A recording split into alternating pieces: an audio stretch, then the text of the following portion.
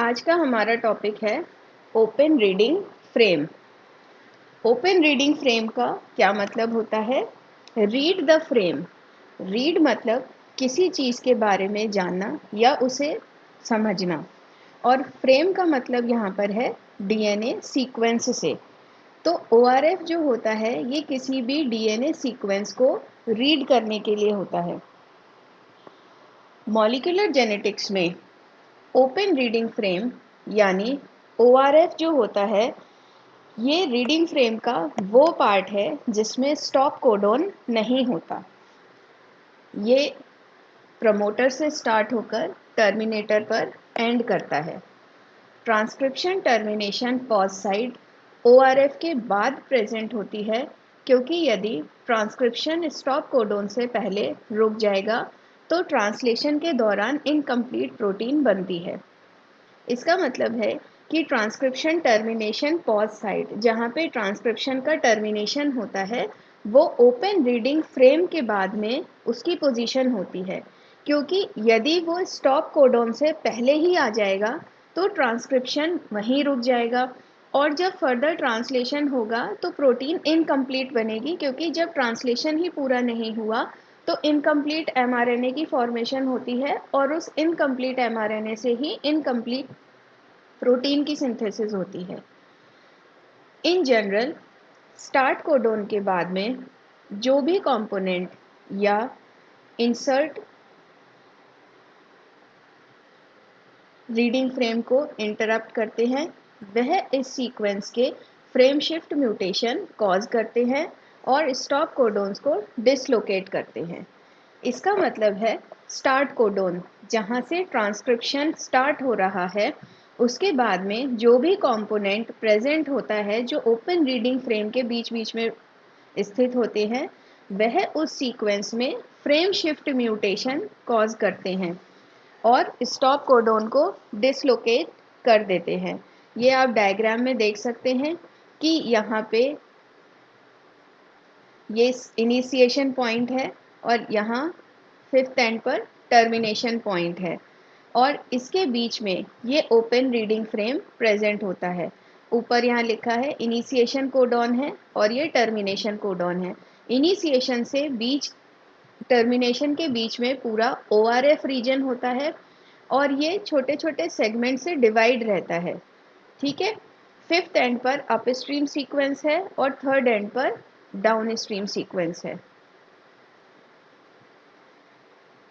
ये आप देख सकते हैं, अगर इनिशिएशन साइट पर कोडॉन एटीजी, यूजुअली एटीजी ही होता है, और स्टॉप कोडॉन टीएजी होता है। तो ये तीन तरीके के फ्रेम इसमें एग्जाम्पल दिए हैं। अगर एटीजी कोडॉन आ रहा है तो वहाँ से ट्रांसक्रिप्शन स्टार्ट होगा, और जहाँ पे भी टीएजी कोडॉन होगा वहाँ पे स्टॉप हो जाएगा। अब इसकी लेंथ कुछ भी हो सकती है, और ये इनिशिएशन और टर्मिनेशन कोडॉन कहीं भी हो सकते हैं। जैसे फ्रेम 1 में एटीजी यहाँ पे प्रेजेंट है और टीएजी यहाँ प्रेजेंट है।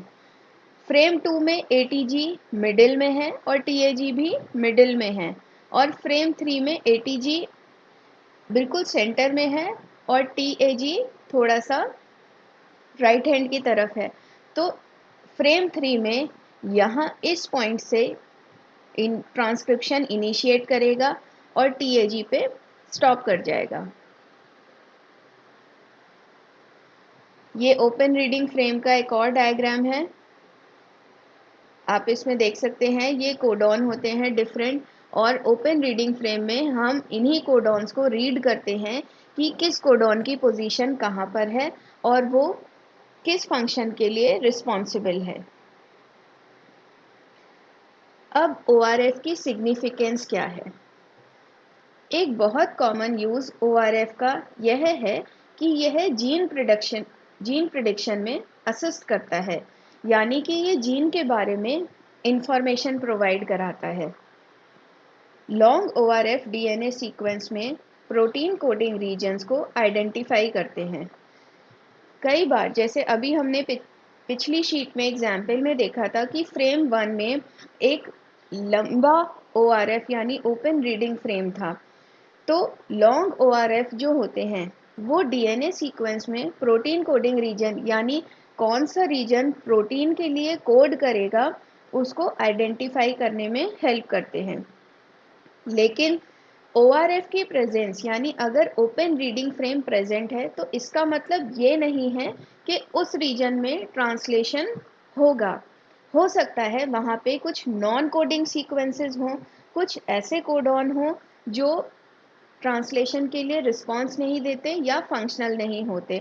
तो ORF का मतलब ये नहीं होता कि अगर वो प्रेजेंट है तो वहाँ पे डेफिनेटली ट्रांसलेशन होगा। हो सकता है कि वहाँ पे ट्रांसलेशन हो क्योंकि वो इनिशिएशन से टर्मिनेशन के बीच का सीक्वेंस है और उसमें नॉन कोडिंग जोन भी हो सकता है। फॉर एग्जाम्पल यदि डीएनए सीक्वेंस में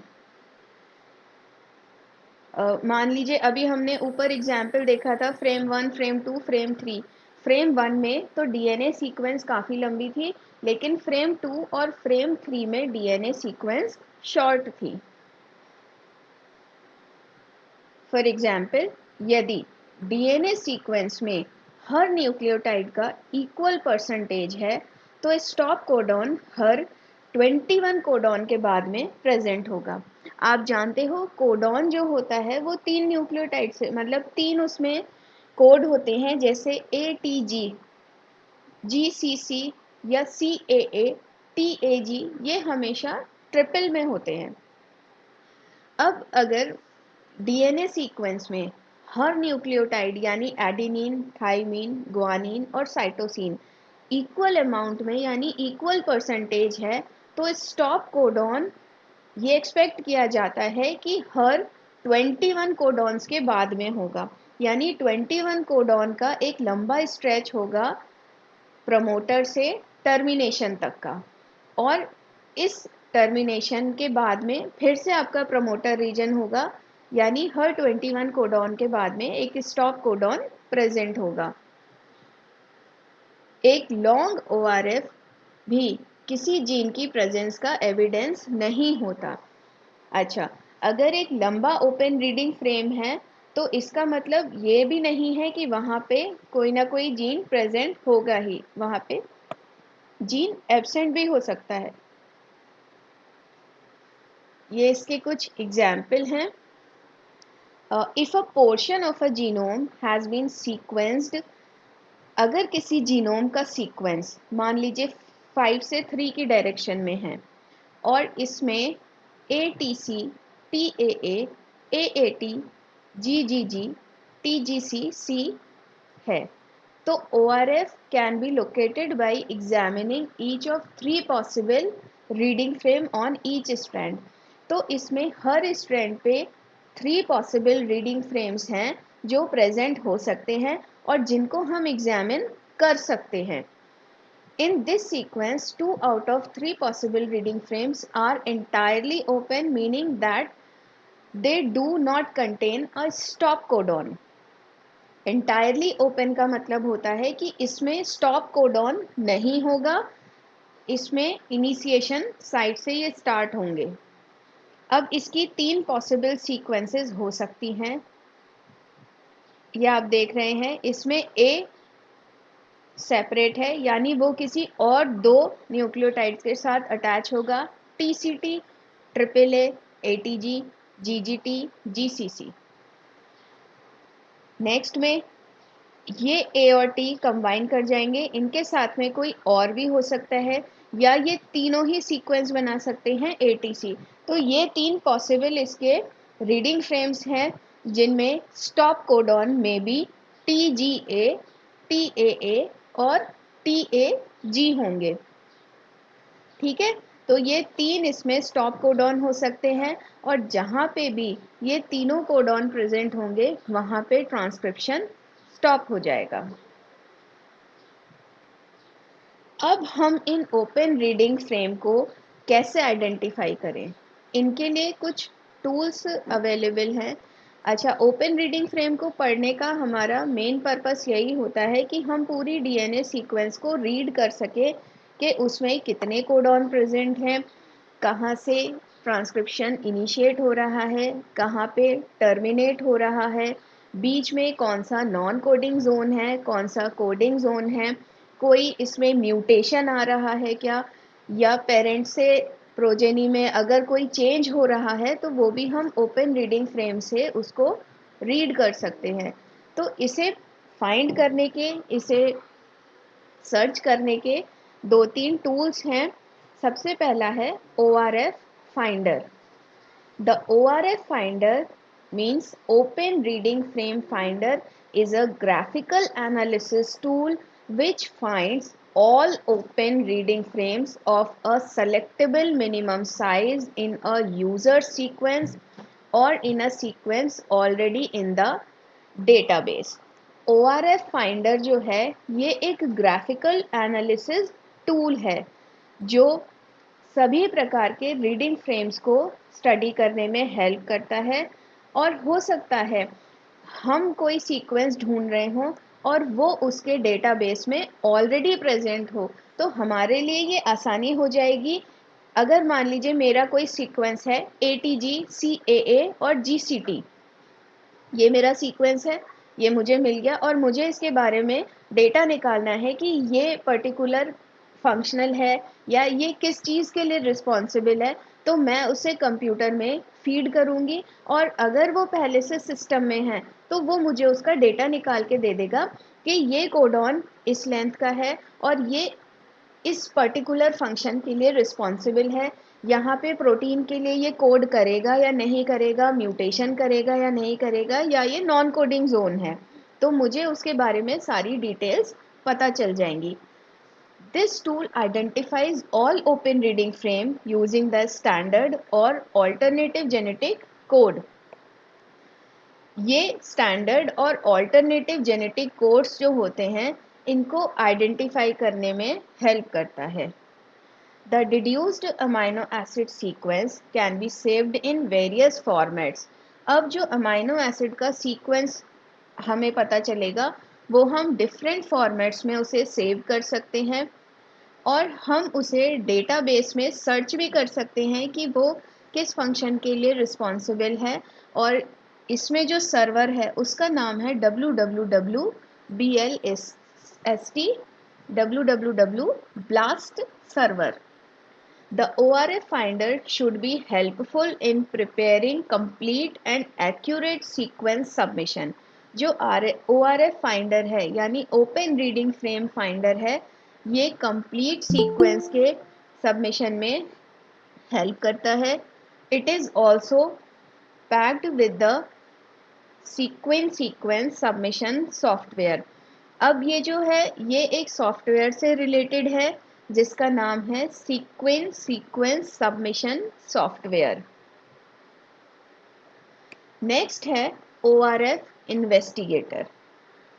ORF Open Reading Frame Investigator is a program which not only gives information about the coding and non-coding sequence। ORF Investigator वह प्रोग्राम है जो सिर्फ हमें कोडिंग और नॉन कोडिंग सीक्वेंस के बारे में ही नहीं बताता, पर ये हमें पेयर वाइज ग्लोबल अलाइनमेंट के बारे में भी बताता है जो डिफरेंट DNA रीजन सीक्वेंस या डिफरेंट जीन से रिलेटेड होती है।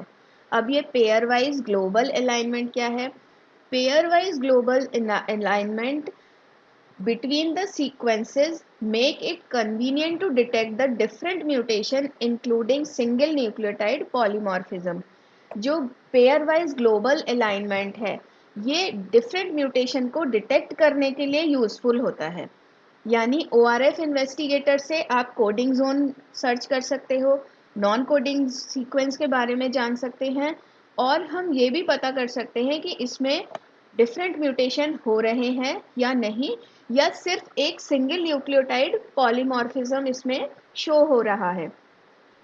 सिंगल न्यूक्लियोटाइड पॉलीमॉर्फिज्म का क्या मतलब है? पॉलीमॉर्फिज्म का मतलब होता है, पॉली मतलब कई, मॉर्फिज्म मतलब रूप, यानी एक अकेला न्यूक्लियोटाइड चाहे वो एडेनिन हो, ग्वानिन हो, थाइमिन हो, साइटोसिन हो, वो डिफरेंट फॉर्म्स में प्रेजेंट हो सकता है।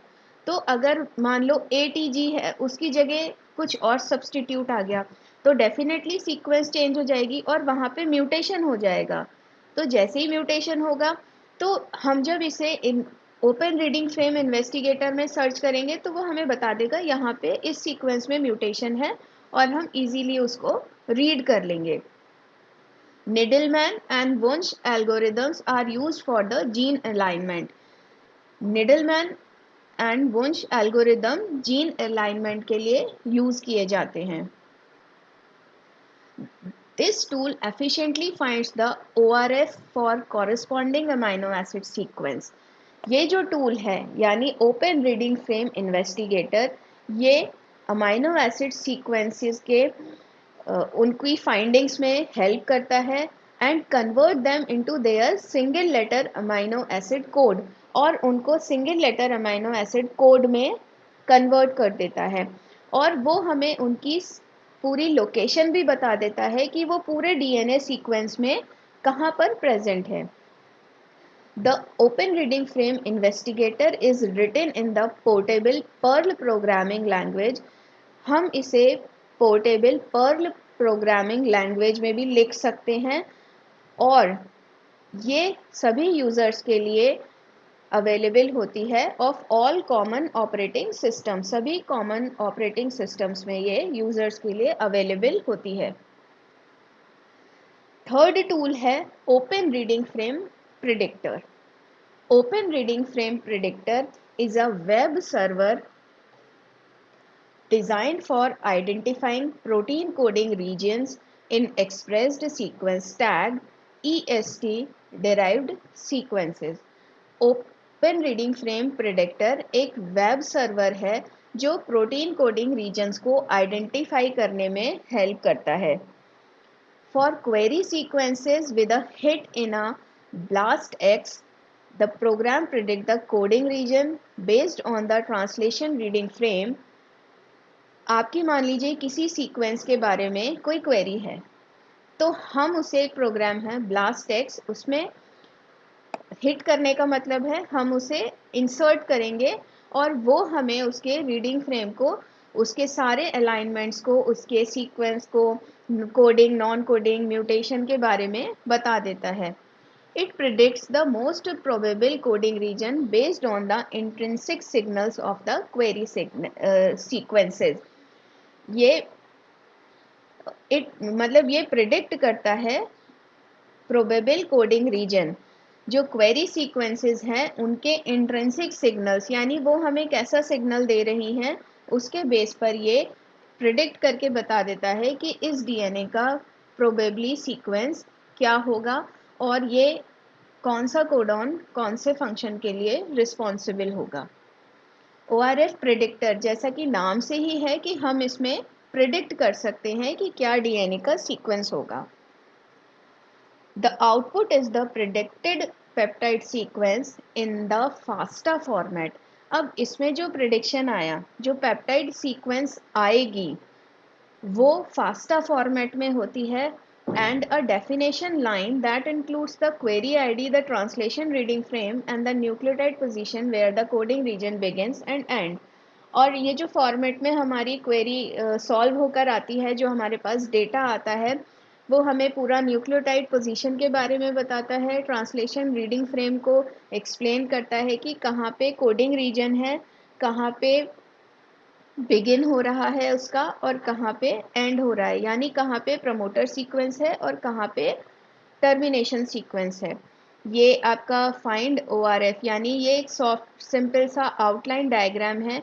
हम इसमें अपलोड डीएनए सीक्वेंस, मान लीजिए डीएनए सीक्वेंस हमारे पास है कोई, हम उसे अपलोड करेंगे। टाइप ऑफ डीएनए हम इसमें फीड करेंगे कि लीनियर है कि सर्कुलर है, उसकी मैक्सिमम लेंथ क्या है, ओवरलैप परसेंटेज क्या है, और इस तरीके से अगर उस डेटाबेस में उससे रिलेटेड कोई हमें डेटा मिलता है तो वो हम कोरिलेट करके एक प्रिडिक्शन कर सकते हैं कि इसमें क्या सीक्वेंस है, कहाँ पे प्रमोटर है, कहाँ पे इसमें ORF है, कहाँ पे स्टॉप कोडॉन है, और ये कैसा फंक्शन करेगा, प्रोटीन के लिए कोड करेगा या नहीं कोड करेगा। अब ये कुछ समराइज्ड स्लाइड हैं आप लोगों के लिए, जिसे आप पॉइंट वाइज समझ सकते हैं। जैसे open reading frame is a part of a reading frame that contains no stop codon. इसमें कोई भी स्टॉप कोडॉन नहीं होता। ये एक ओपन रीडिंग फ्रेम यानी खुला हुआ डीएनए सीक्वेंस को रीड करने का फ्रेम है। इसमें स्टार्ट कोडॉन यूजुअली ATG होता है और स्टॉप कोडॉन इसमें TAA, TAG, TGA होता है। इन तीनों में से कोई भी हो सकता है। और ये बना हुआ है डायग्राम, ये जीनोमिक सीक्वेंस है। ATG से स्टार्ट होकर TGA पर एंड हो रही है। इसके बीच का पूरा पोर्शन ओपन रीडिंग फ्रेम होता है। Once a gene has been sequenced, it is important to determine the correct open reading frame. जब एक बार कोई जीन का सीक्वेंस बन जाता है तो हमें उसका ORF भी डिटरमाइन करना चाहिए। Every region of DNA has 6 possible reading frame. Her DNA sequence जो होता है उसके 6 possible reading frame हो सकते हैं। 3 इन ईच डायरेक्शन यानी अप स्ट्रीम और डाउन स्ट्रीम में 3 पॉसिबल रीडिंग फ्रेम हो सकते हैं। Typically only 1 reading frame is used in translating a gene. Typically सिर्फ एक रीडिंग फ्रेम ही जीन के ट्रांसलेशन में काम आता है और इसी को हम लॉन्गेस्ट ओपन रीडिंग फ्रेम कहते हैं। If a homologous approach is not successful, then you look for ORF. This is the region of DNA which could be coding sequence, CDS होता है coding sequence of a gene, not the promoter. Untranslated region, UTR का मतलब है untranslated region। ये CDS और UTR में के बीच में होता है। स्टार्ट कोडॉन ATG होता है, एंड कोडॉन है। ये मैंने समराइज स्लाइड आपके सिर्फ समझने के लिए बनाई है। बाकी अभी हमने जो पूरा लेक्चर में डिस्कशन किया है ये उसकी समरी है।